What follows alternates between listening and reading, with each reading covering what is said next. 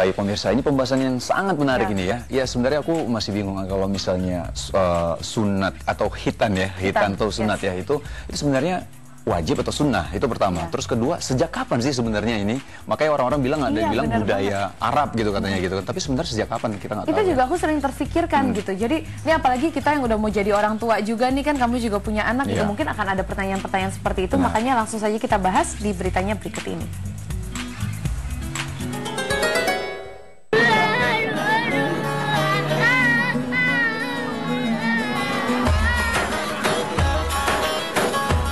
Khitanan, budaya atau syariat.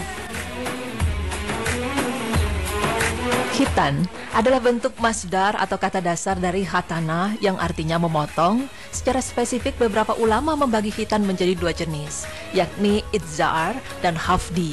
Imam Nawawi menyebutkan bahwa itzar itu khitan pada laki, sedangkan haf untuk wanita. Demikian pula yang disebutkan oleh Al-Jauhari bahwa kata khaf memang dikhususkan untuk khitan pada wanita. Lalu, apakah khitan atau yang dalam bahasa Indonesia disebut dengan sunat merupakan sebuah warisan turun-temurun? Atau justru khitan memang syariat Islam? Berikut tim berita Islami akan memaparkannya untuk Anda. Sebagaimana disebutkan dalam sebuah hadis yang diriwayatkan dari Abu Hurairah radhiyallahu anhu bahwa Nabi Muhammad SAW bersabda, Ibrahim Khalil Ar-Rahman berkhitan setelah berumur 80 tahun dengan menggunakan kapak. Hadis riwayat Imam Bukhari, Muslim, Baihaqi, dan Imam Ahmad. Namun, ada sejumlah riwayat dan literatur yang menerangkan bahwa khitan ini telah ada sejak zaman Nabi Adam alaihissalam. Bahkan, bangsa-bangsa terdahulu juga melakukan hal yang sama. Dikatakan dalam sebuah kitab bahwa Nabi Adam alaihissalam melakukannya setelah bertobat kepada Allah dari dosa-dosa yang dilakukannya, karena melanggar larangan Allah untuk tidak memakan buah khuldi. Karena pada masa itu, banyak keturunan Nabi Adam alaihissalam yang telah melupakan syariat ini, maka dari itu Nabi Ibrahim alaihissalam diperintahkan untuk menghidupkan kembali tradisi yang menjadi fitrah umat manusia tersebut. Pada masa Babilonia dan Sumeria kuno, yakni sekitar tahun 3500 sebelum Masehi, mereka juga sudah melakukan praktek berkhitan ini. Hal ini diperoleh dari sejumlah prasasti yang berasal dari peradaban bangsa Babilonia dan Sumeria kuno. Pada prasasti itu tertulis tentang praktek-praktek berkhitan secara perinci. Begitu juga pada masa bangsa Mesir kuno sekitar tahun 2200 sebelum Masehi. Prasasti yang tertulis pada makam Raja Mesir yang bernama Tutankhamun tertulis praktek berkhitan di kalangan raja-raja Fir'aun. Prasasti tersebut menggambarkan bahwa mereka menggunakan balsam untuk menghilangkan rasa sakit. Saat sebagian kulit kemaluan laki-laki dipotong, tujuan mereka melaksanakan khitan ini tidak lain dan tidak bukan adalah untuk kesehatan.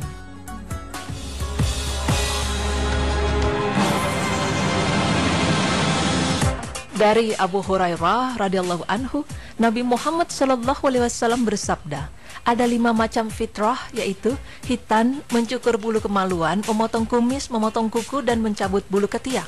Hadis riwayat Bukhari 5891 dan Muslim 258.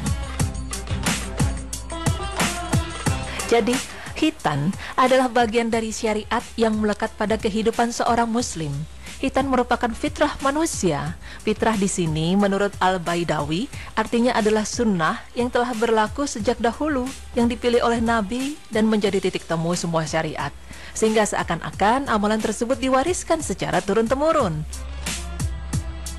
Khitan juga termasuk tuntunan Nabiullah Ibrahim, sedangkan kita diperintahkan untuk mengikuti Nabi Ibrahim alaihissalam. Hal ini disebutkan oleh Allah Subhanahu wa Ta'ala dalam firman-Nya yang artinya, katakanlah, benarlah apa yang difirmankan Allah, maka ikutilah agama Ibrahim yang lurus dan bukanlah dia termasuk orang-orang yang musyrik. Quran Surah Ali Imran ayat 95. Dalam Islam, ada alasan kenapa diwajibkan khitan. Alasannya adalah sebagai proses untuk menyucikan diri dari najis. Kulit pada ujung kemaluan atau yang dinamakan kulub akan dapat menampung kotoran yang berasal dari air seni dan keringat. Tentu saja ini menjadi najis, padahal orang Islam diwajibkan bersih. Jika seorang lelaki sampai usia baligh atau sekitar 12 hingga 15 tahun belum khitan, maka ibadah sholatnya tidak sah karena ada kotoran dalam kemaluannya. Khitan juga menjadi acuan datangnya masa baligh, sehingga jika lelaki sudah dikhitan, maka sholatnya akan bersih dari najis dan masuk dalam catatan amal baiknya.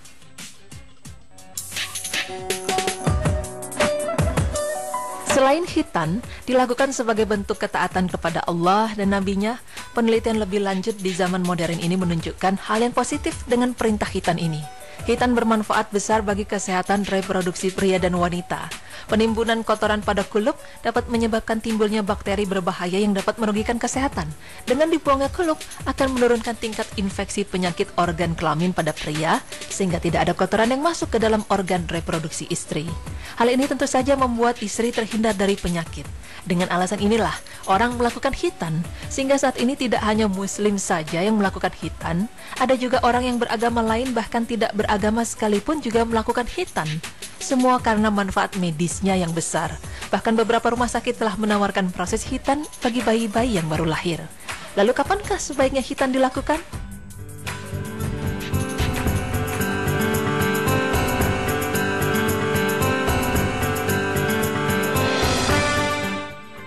Waktu untuk berkhitan memang masih diperselisihkan ulama.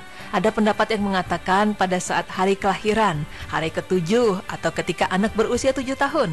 Adapun yang lebih kuat pendapatnya adalah khitan boleh dilakukan kapan saja asalkan tidak melebihi usia balik.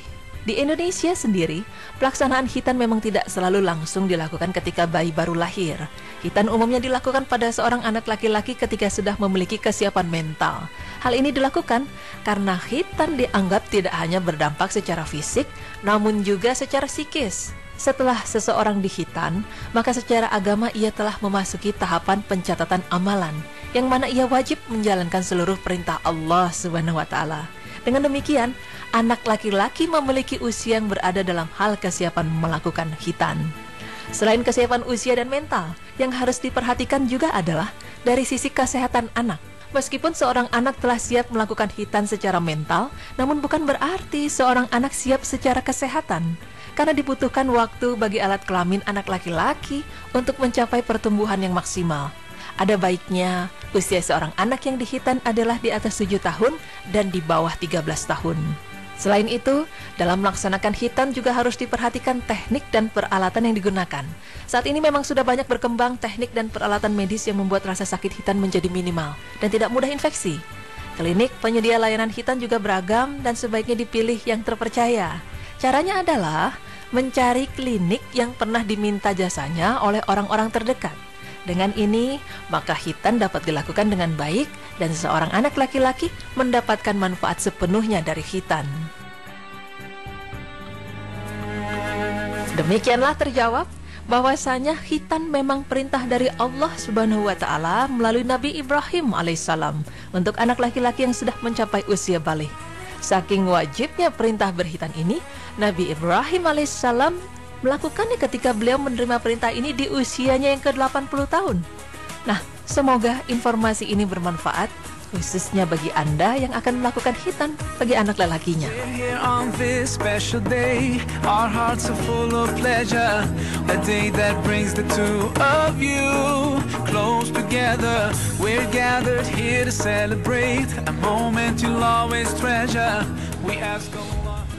Baik pemirsa, tadi kita lihat ternyata dari zaman Nabi Adam ya Nuk ya. Berarti ini bukan budaya, tapi udah jelas ini syariat ya. Syariat Islam, benar sekali. Nah memang kalau dijelaskan, tadi dijelaskan dari berita Islami masa kini bahwa memang ini salah satu fitrah manusia. Fitrah manusia itu kan selain mencukur kumis, mencabut bulu ketiak, dan salah satunya adalah mengkhitan gitu. Maksudnya fitrah ini adalah sunnah yang dilakukan oleh para nabi terdahulu. Jadi dari dulu sudah dilakukan gitu. Jadi memang manfaatnya banyak sekali ya. Secara medis juga banyak sekali manfaatnya. Sangat banyak manfaatnya. Saya sudah melihat sendiri keponakan saya pas kecil itu, saya melihat manfaatnya dari hitan. Kenapa dia buru-buru hitan? Karena itu selain buat kesehatan juga, buat ngebersihin juga. Jadi sangat lebih besar manfaatnya sih. Karena manfaatnya besar sekali sehingga akhirnya banyak juga yang non-muslim juga melakukannya ya. Betul sekali. Dan anakku juga waktu baru lahir beberapa hari udah dikhitan juga. Oh langsung juga ya? Oke, Masya Allah. Nah baik pemirsa, setelah ini kita mau berkenalan lebih dalam lagi kepada salah satu nabi kita yang nanti akan turun lagi ke dunia. Oh Masya Allah. Tahu nabi siapa? Nabi Isa alaihissalam. Iya betul sekali. Nanti kita bahas soal ini, oleh karena itu jangan kemana-mana, tetap di Berita Islami Masa Kini.